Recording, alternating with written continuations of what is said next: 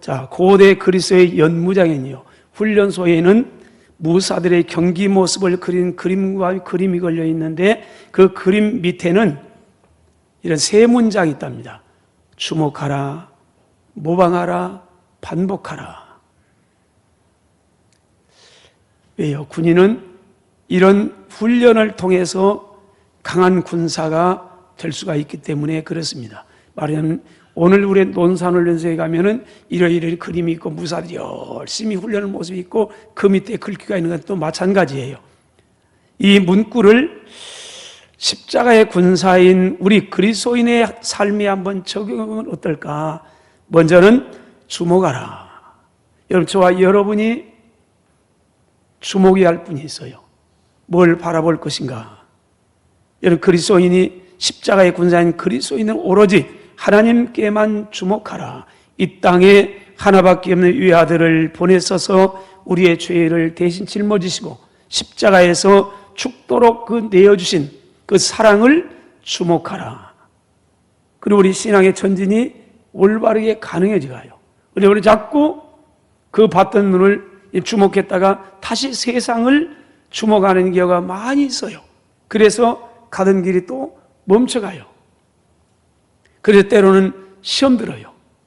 주님을 바라봤던 주목했던 네 눈이 세상을 바라보고 그러다 보면 낙심되고 상처받고 여러분, 전진은 이 자동차가 두 바퀴가 있으면은 전진은 반드시 두 바퀴가 밸런스가 잘 맞아서 가야 가는 거죠. 하나는 잘 가는데 하나는 간다? 그러면은 한 걸음도 전진할 수가 없어요. 도는 거예요. 빙글. 다람쥐 쳇바퀴 돌듯이. 우리 신앙의 전진은 10년이 지나고 20년이 지나도 우리의 신앙에 성숙이 없어요. 왜요? 세상 바라봤다가 때로는 하나님 바라봤다가 하나님 바라봤다가 세상 바라봤다가 자꾸 이러는 거예요. 그리고 시간은 흘러가는데 전진을 못해요. 여전히 같아요. 주목하라. 주목하라. 히브리서 12장 2절입니다. 믿음의 주요 온전하게 하시는 예수님을 바라보세요. 다음으로 모방하라. 하나님의 사람으로 구원받은 하나님의 자녀는 예수님을 본받아야 합니다. 예수님을 닮아가는 삶을 살아야 한다는 겁니다. 그래야 세상에서 핏된 삶을 살 수가 있는 겁니다. 하나님께 저와 여러분을 왜 선택했느냐? 자격이 있어서 그렇지 않다는 거예요. 로마서 8장 29절에 하나님이 미리 아신 자들을 또한 그 아들의 형상을 본받게 하기 위하여 미리 예정하셨습니다. 그러면서 이는 그로 많은 형제 중에서 맏아들이 되게 하려 하심입니다. 하나님의 아들 예수님의 형상을 본받게 하려고 하나님께서 저와 여러분을 하나님의 자녀로 구원받을 자녀로 예정해 놓으셨다는 겁니다. 그래서 우리가 그분을 본받게 하려고 바로 그 아들의 형상을 본받게 하기 위해서 하나님께서 미리 정했습니다. 그리고 때가 되어 여러분을 구원했습니다. 그 말이에요. 그러므로 바울은 고린도전서 11장 1절에 내가 그리스도를 본받는 자가 된 것 같이 너희는 나를 본받는 자가 되세요. 여러분은 작년보다는 올해가 어제보다는 오늘이 조금 더 예수님을 닮아가고 있습니까? 예수 믿기 처음보다 시작했는데 그래 집사가 되고 권사가 되고 장로가 되고 다 우리 직분을 세워가면서 직분은 이랬는데 그러면 그만큼의 거기에 걸맞는 이 변화됨이 있느냐는 거죠. 예수 얼마만큼 닮아갔냐는 거죠. 그렇지 못한다면은 우리는 뭔가 잘못 산 겁니다. 여러분, 시간이 흘러가면서 열륜만 쌓는 게 아니고 예수님을 보다도 어제보다는 오늘이, 작년보다는 올해가 뭔가 조금 더 한 걸음씩 주님을 더 닮아가고 가까이 나가는 것, 이게 우리의 소중하다는 겁니다. 모방하라. 마지막으로 반복하라는 겁니다. 여러분, 예수님을 본받기 위해서, 닮아가기 위해서는 삶의 노력을 거듭 반복해야 된다는 겁니다. 신앙생활은 일회성이 아니에요. 신앙생활 막 쌈박하고 그냥 끝나. 그런 게 아니에요. 신앙 연속성이에요. 계속 이어가는 거예요. 어디 아무리 주님을 향해서 사랑을 고백해서 오늘 아니면 아닌 거예요. 계속 이어져 가요. 거기는 언제? 반복이에요. 반복이요.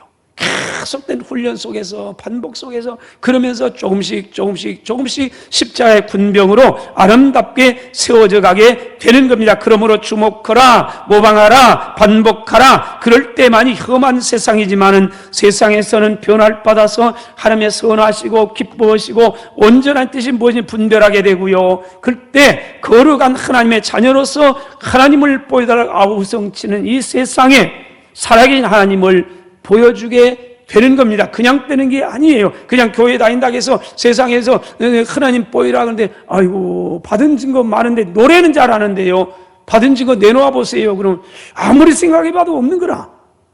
여러분, 그렇지 않아요. 예수 믿으면 확실하게 증거 있어야 해요. 세상에서 하나님을 보이라 할 때 하나님 보일 수 있어야 해요. 이게 보일 수 있는 거예요. 에베소서는요, 사실 1장에서 6장까지 편지입니다. 바울이 로마의 감옥에서 에베소에 있는 그 성도들에게 보낸 편지예요. 그래서 흔히 옥중서신이라 그래요. 편지, 감옥에 있는. 그런데 간단한 편지는요, 6장까지 있는데 1장, 3장까지는 우리가 어떻게 하면 예수 믿었나, 어떻게 하면 구원받는가, 어떻게 교회가 뭔가, 거기에 대한 거예요. 하나님께서 선택하고 창세전 선택해서 복을 누리려고 선택해가지고요, 2장에서 예수님을 믿게 만들고 은혜로 구원돼 사랑으로 해서 다 구원받게 만들었어요. 1장에서 3장까지예요. 그 다음에 4장부터 6장까지예요. 그러면 어떻게 살 것인가? 구원받은 하나님 백성들은 그렇다면 어떻게 살 것인가? 여러분, 예수 믿고 은혜를 받고 구원받으면 그 다음 찾아오는 게 있어요. 부담감이에요. 거룩한 부담이에요. 아, 그럼 나는 어떻게 살아야 되는가? 그냥 할렐루야, 이거 구원받으시면 마음대로 살면 된다, 그러지 않아요. 예수님이 나를 위해 십자가에 죽으시고 그러면 내가 구원받았다, 그러면 고민이 와요. 가슴을 쳐요. 그럼 내가 어떻게 살아야 됩니까? 그래서 4장에서 6장까지는 하나님 백성은 이렇게 살아야 됩니다. 4장 1절 볼까요? 이렇게 말합니다. 그러므로 3장까지는요, 이러이러이는 여러분이 구원받았습니다. 은혜로 구원받았습니다. 하나님 그래서 교회를 이룬 겁니다. 하나님의 소망이 있습니다. 그렇다면 그러므로 어떻게 살아야 됩니까? 그러면서 주 안에서 갇힌 내가 너희를 권하노니 너희가 부르심을 받은 일에 합당하게 살아야 됩니다. 그러므로 부름을 받은 일에 합당하게 살아야 됩니다. 이렇게 살아야 됩니다. 오늘 본문 1절도 2절입니다. 그러므로 사랑을 받는 자녀같이 너희는 하나님을 본받는 자가 되세요. 2절, 그리스도께서 너희를 사랑하신 것 같이 너희도 사랑 가운데서 사세요. 그는 우리를 위해서 자신을 버리셔서 향기로운 제물과 생제물로 하나님께 드리셨느니라. 그러면서 그러므로 이렇게 살아야 됩니다. 하나님을 본받아 살아야 됩니다. 어떻게 살아야 됩니까? 먼저는 하나님의 자녀는 하나님을 본받아 하나님처럼 사랑하면서 살아야 된다는 겁니다. 오늘 1절, 2절 다시 볼까요? 그러므로 사랑을 받는 자녀같이, 하나님의 사랑을 받는 자녀같이, 하나님의 사랑을 받아서 구원받았으면 하나님의 사랑을 받는 자녀같이, 하나님같이 하나님을 본받는 자가 되세요. 그리스도께서 너희를 사랑하신 것 같이, 그리스도께 너희를 사랑한 것 같이 너희도 사랑 가운데서 사세요. 하나님의 사랑으로 사랑하라는 거지요. 왜 그러냐면 하나님은 사랑이기 때문에 그렇습니다. 요한일서 3장 16절은 이렇게 말합니다. 그가 우리를 위하여 목숨을 버리셨으니, 그가 누구예요? 예수님이지요. 예수님께서 저와 여러분을 구원하기 위해 십자가에서 목숨을 버리셨으니 우리가 이로써 하나님의 사랑을 알고 그렇게 구원받고, 그러면 우리도 형제들을 위하여 목숨을 버리는 것이 마땅하니라. 여러분, 형제를 사랑해서 주님 우리가 사는 것은 이건 당연하다는 거예요. 당연해요. 하나님의 사랑으로, 예수 그리스도의 사랑으로 구원받은 우리는 이제는 형제를 사랑하는데 목숨을 바쳐 주님 우리를 사랑한 것처럼 우리들도 목숨을 버리는 것이 당연하다는 거예요. 당연해요. 당연한 걸 하지 않으면 죄입니다. 이건 해도 되고 안 해도 되고 선택의 여지가 없어요. 이건 마땅하다는 거예요. 마땅해요. 이게 사랑이에요. 그래서 사랑 가운데 사는 것은 당연한 거라는 거예요. 당연한 거예요. 왜요? 빚을 졌으니까요.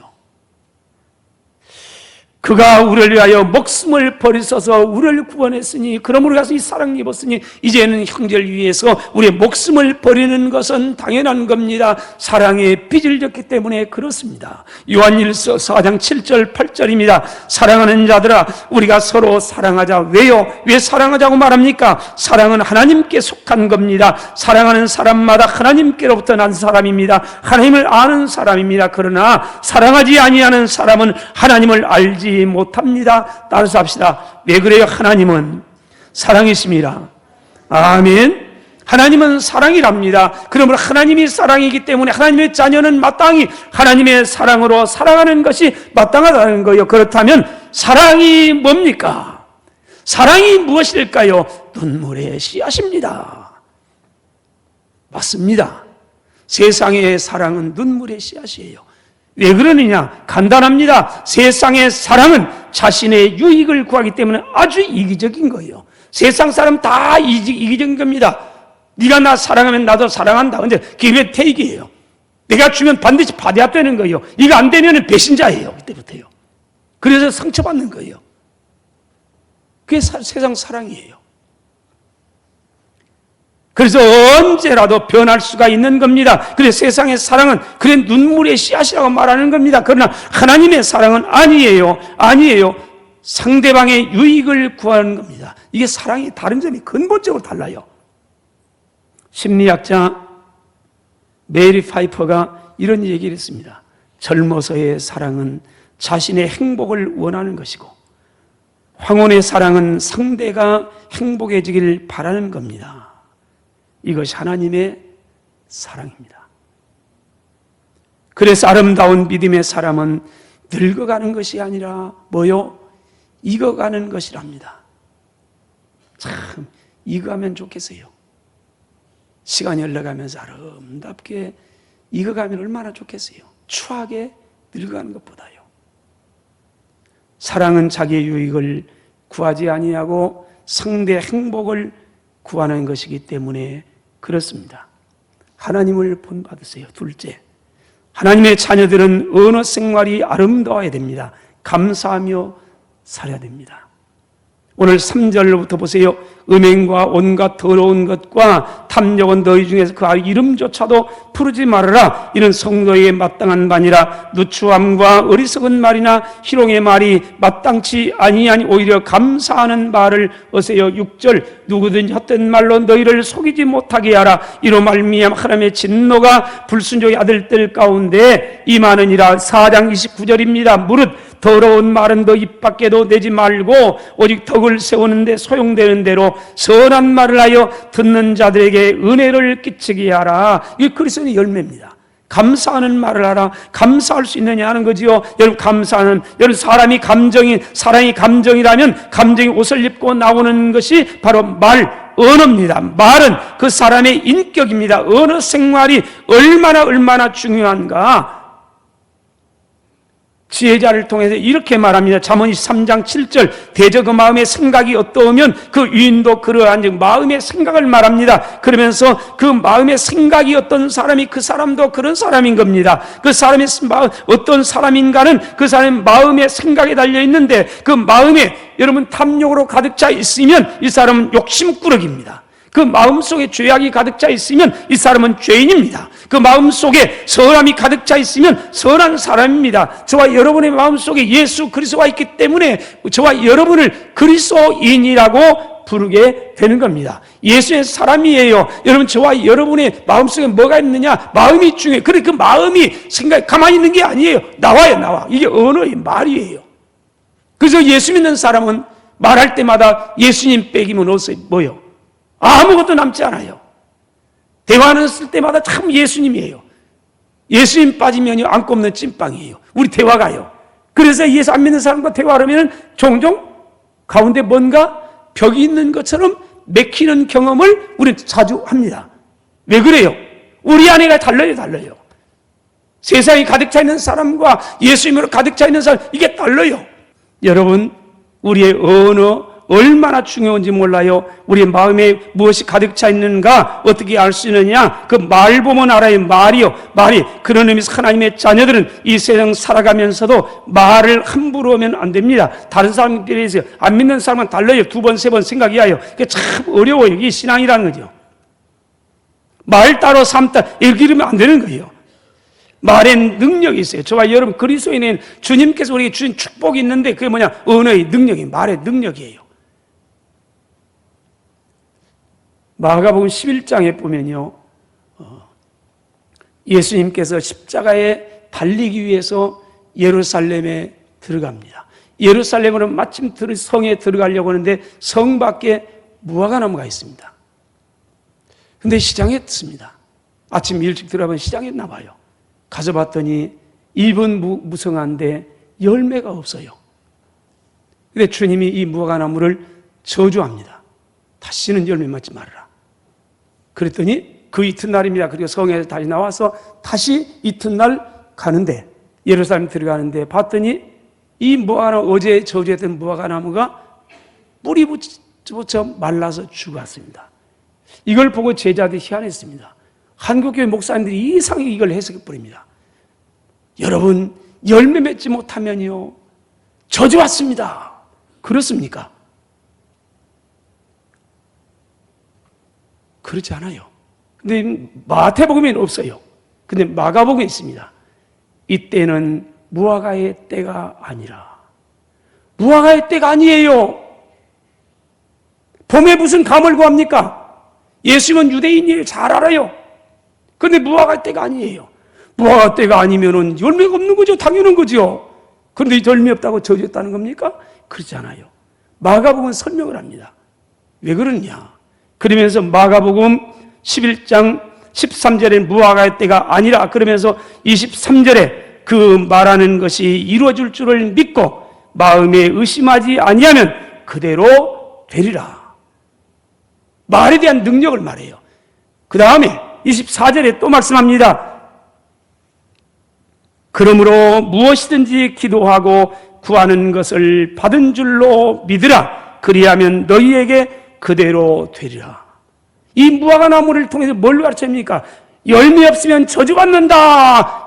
그런 엉뚱깽뚱한 해석이에요. 그렇지 않아요. 여긴 뭘 가르쳐요? 너희는 말의 능력이 있다. 말 조심해야 된다. 기도의 능력이 있다. 기도하면 다 이걸 받으라. 믿으라. 믿고 기도해라. 그 말 아닙니까? 우리에게 능력을 주셨어요. 무엇이에요? 말의 능력이에요. 그래서 말은 씨가 돼요. 속담에 말 한마디는 뭘 갚아요? 천냥빚을 갚아요. 여러분 천냥이라는 게 여러분 돈 말하는 겁니까? 돈 말하는 게 아니에요. 천냥은 당시에 한 사람의 생명이에요. 죽고 살 때 오늘로 말하면 보석금? 죽을 사람을 천냥을 갖고 가는 살릴 수 있어요. 말 한마디는 한 생명을 죽일 수도 있고 살릴 수 있다는 겁니다. 우리 말 조심하라는 거예요. 살리는 말, 감사하는 말. 여러분 그래서 우리 말도 뭐요? 중래하면 어쩌요? 죽고, 산하면 살고, 망하네 하면 망하고, 흥하네 하면 흥하고. 그래서 우리의 조상들이 우리 살고 힘들 때마다 우리의 어머니가 우리 코를 풀고 노란 거 될 때마다 야 이놈아 흥해 했어요. 그래서 대한민국이 이렇게 흥했대요. 어떤 사람이 그래요. 그 말이 맞는지 틀린지 잘 모르겠어요. 그러나 대한민국이 얼마나 흥했어요 지금요.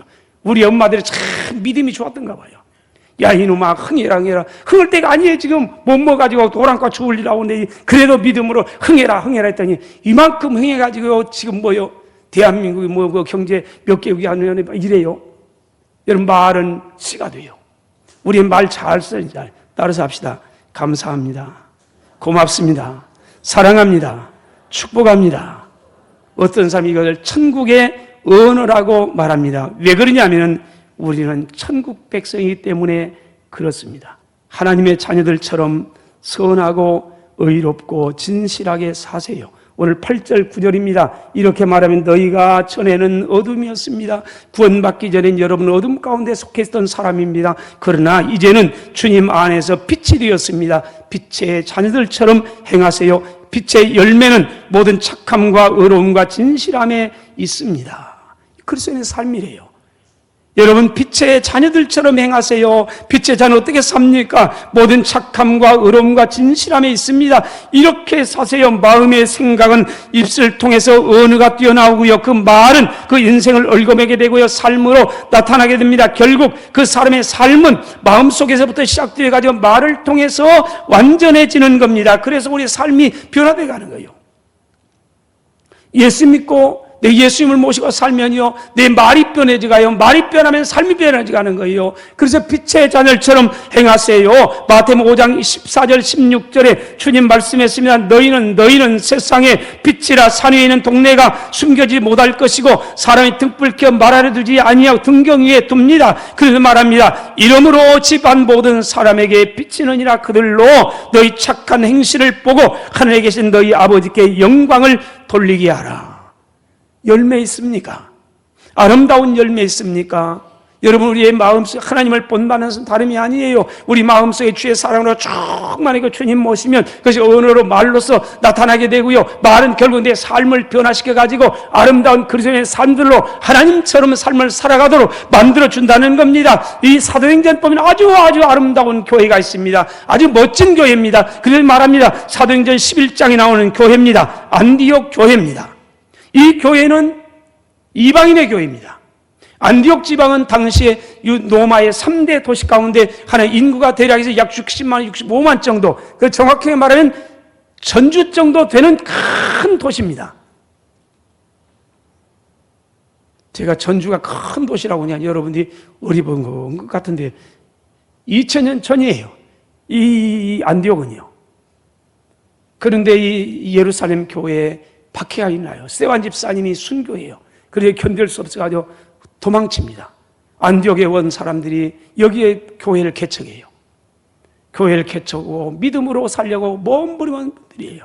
여기가 견딜 수 없어가지고 복음을 증거해서 교회가 세워집니다. 연약해져 갑니다. 이 소식을 알고 바나바를 예루살렘 교회에 파송을 합니다. 와서 교회가 오니 은혜 성장이 가요. 어떻게 성장이 가요?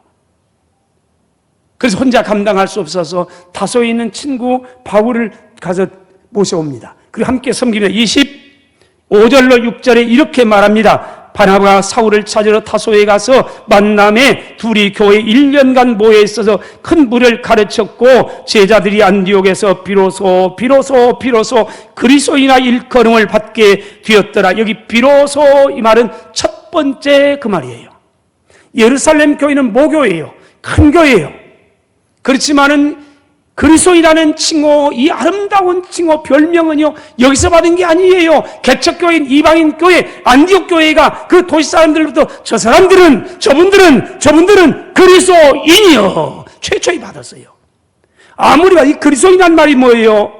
그리스도의 사람, 그리스도를 닮은 사람, 그리스도를 본받는 사람, 우리와는 뭔가 다른 사람, 삶이 다른 사람, 뭔가 새로운 사람, 이런 칭호의 영광스러운 칭호 아닙니까? 안디옥 교회를 향해서 비로소 그리스도인이라 칭함을 받은 사람들. 여러분 사랑하신 여러분, 예수 믿는 건요, 삶의 현장 속에서 그리스도를 보여주는 거 아닙니까? 그 사람의 삶이 달라 말뿐이 아니에요. 오늘 우리를 향해서 저 사람들은 그리스도인이라. 얼마나 좋겠어요. 만일 저와 여러분을 보면서 예수쟁이는 말쟁이요. 쟁이란 것은 좋은 의미가 아니에요. 예수쟁이는 말쟁이요. 혹 그렇다면요. 삶이 없는 말, 공허한 메아리예요. 우리에게 삶이 있나요? 빛의 자녀로서의 아름다운 열매가, 말은 잘해요. 청산유수예요. 기도도 잘해요. 청산유수예요. 찬양도 잘해요. 나의 삶은 개차반이에요. 그건 개차반 인생입니다. 예수 믿는 건 그런 게 아니에요. 변할 수밖에 없어요. 그분이 오면요. 사랑하신 여러분, 여러분은 예수 믿는 사람입니까?